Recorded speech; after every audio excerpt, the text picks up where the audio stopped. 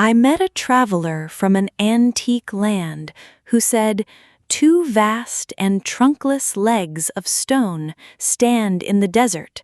Near them, on the sand, half sunk, a shattered visage lies, whose frown and wrinkled lip and sneer of cold command tell that its sculptor well those passions read, which yet survive, stamped on these lifeless things, the hand that mocked them and the heart that fed.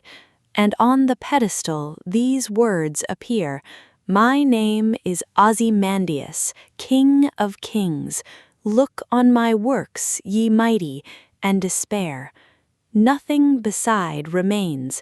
Round the decay of that colossal wreck, boundless and bare, the lone and level sands stretch far away."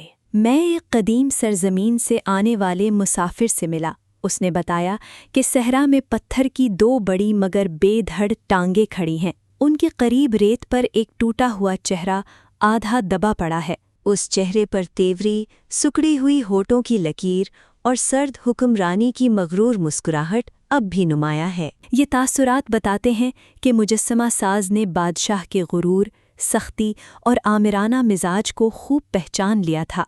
बादशाह मर गया, उसकी सल्तनत मिट गई, मगर उसके चेहरे के जज्बात अब भी बेजान पत्थर पर नक्श हैं। मुजस्समा साज के हाथ ने इन जज्बात की दुरुस्त नकल की और बादशाह के दिल ने गुरूर और ताकत के इन जज्बों को जन्म दिया।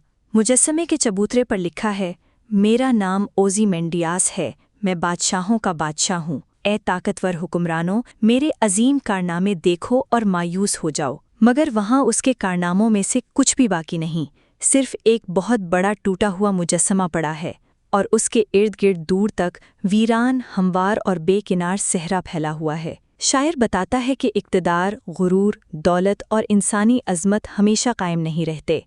वक्त हर बादशाह, सल्तनत और यादगार को आखिरकार मिटा देता है। What is the central idea of Ozymandias? The poem presents the temporary nature of political power, pride, fame, and human achievement. Ozymandias believed that his empire and reputation would last forever, but time destroyed both his kingdom and his statue. The poem shows that no ruler can defeat time, nature, or death. Explain the title Ozymandias. Ozymandias is the Greek name of the Egyptian pharaoh Ramesses II. The title focuses attention on a ruler who considered himself extremely powerful. However, the ruined statue associated with his name shows that even the greatest rulers and empires eventually disappear. Give a brief summary of the poem. The speaker meets a traveler who describes the ruins of a huge statue in a desert. Only two legs and a broken face remain. Proud expression on the face reveals the ruler's arrogance. The inscription claims that Ozymandias is the king of kings, but nothing remains of his empire except ruins surrounded by empty sand. What are the major themes of the poem? The major themes are the temporary nature of power, the destructive power of time, pride and arrogance, the fall of rulers and empires, the permanence of art, the power of nature, the difference between appearance and reality, and human mortality. How does the poem present the theme of the temporary nature of power? Ozymandias proudly calls himself the King of Kings and commands other rulers to admire his achievements. However, his empire has completely disappeared. His broken statue stands in an empty desert. This contrast shows that political power and worldly glory are temporary. How is pride presented in the poem? Pride is presented through the ruler's facial expression and inscription. His sneer of cold command shows arrogance, cruelty, and a sense of superiority. His claim to be the King of Kings reveals his excessive pride. The ruined statue proves that such pride is foolish. Explain the line, "Two vast and trunkless legs of stone."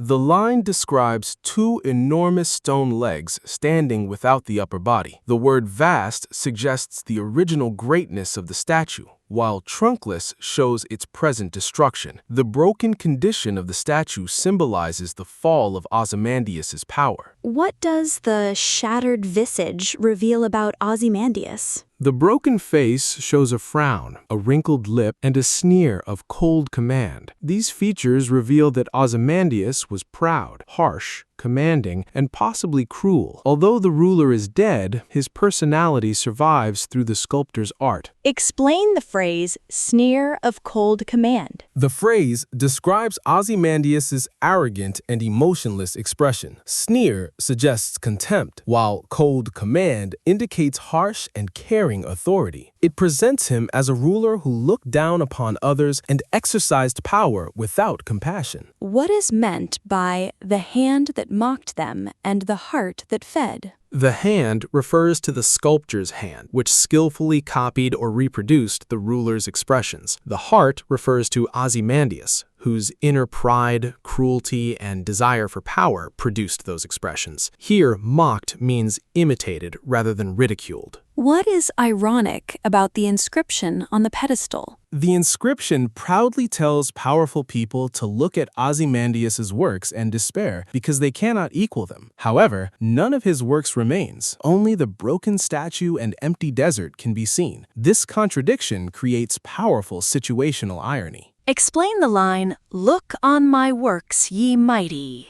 and despair." Ozymandias commands other powerful rulers to look at his achievements and feel hopeless because they could never match his greatness. However, the statement becomes ironic because his works and empire have disappeared. Viewers may now despair at the inevitable destruction of all human power. What is the significance of nothing beside remains? This short statement destroys all the proud claims made in the inscription. It shows that Ozymandias' empire, buildings, army, and achievements have vanished completely. The line emphasizes the emptiness of human pride and the victory of time. Discuss the use of imagery in the poem. Shelley uses strong visual imagery. The reader can imagine the huge broken legs, the half-buried face, the wrinkled lip, the damaged pedestal, and the endless desert. These images create a scene of ruin, loneliness, silence, and destruction. What are the major poetic devices used in the poem? The major poetic devices include irony, the proud inscription contrasts with the ruined statue, alliteration, boundless and bare and lone and level, metaphor, the ruined statue represents fallen power, symbolism, the desert symbolizes time, nature, and destruction, imagery, the broken statue and empty sands, enjambment, thoughts continue across lines, synecdoche, the hand represents the sculptor, oxymoronic expression, colossal wreck, combines greatness with destruction. Repetition of sounds creates rhythm and emphasis. What do the statue and desert symbolize? The ruined statue symbolizes the destruction of human power, pride, fame, and ambition. The desert symbolizes the vast power of time and nature. Together, they show that human achievements are temporary, while nature continues long after rulers and civilizations disappear. What is the tone and mood of the poem? The tone is ironic, critical, reflective, and detached. Shelley indirectly criticizes the ruler's pride by showing the ruined condition of his statue. The mood is mysterious, lonely, desolate, and thoughtful because the poem is set among ruins in an empty desert. What type of poem is Ozymandias, and what is its rhyme scheme? Ozymandias is a 14-line sonnet. However, it does not strictly follow the traditional Shakespearean or Petrarchan sonnet structure. Its interwoven rhyme scheme is ABABA, CDC, EDE, FEF. The unusual rhyme pattern supports the poem's flowing narrative and fragmented subject. Discuss the style, diction, structure, theme, and message of the poem. The style is narrative, descriptive, ironic, symbolic, and philosophical. Shelley uses formal and powerful diction, including words such as vast, shattered, sneer, colossal, and decay. These words create images of former greatness and present destruction. The poem has a framed narrative. The speaker reports the words of a traveler who describes the statue and quotes its inscription. Structurally, the poem moves from description of the ruins to the ruler's proud claim, and finally to the empty empty desert. Its central theme is the temporary nature of power. Its message is that pride, fame, political authority, and material achievements can't survive forever